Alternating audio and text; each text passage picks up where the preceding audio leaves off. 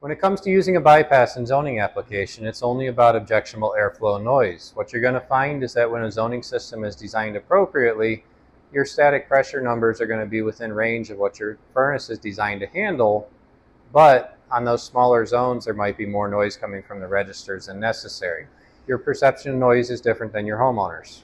So what you want to do is you want to look at your static pressure and come up with a good roundabout number where you find most of your customers are happy at.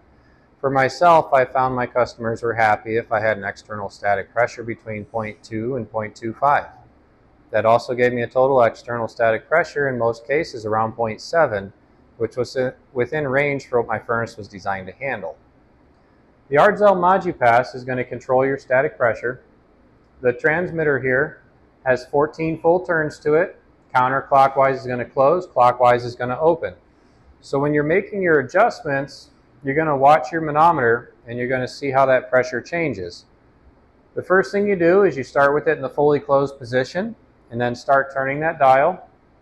With 14 full turns, you're going to be turning it for a second. But you're listening for the air pressure to bleed off. Right now, we're starting with a total external static pressure of 0.8.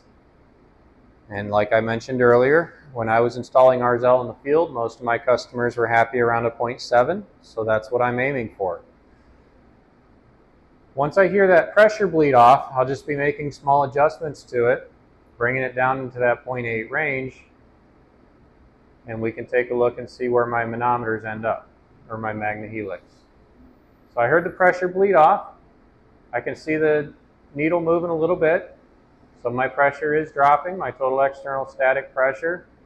Starting at a 0.8, you can see it dipping down closer to 0.7 with just small adjustments. And then you can see that my external static pressure over here has dropped down to where it's within range between 0.2 and 0.25.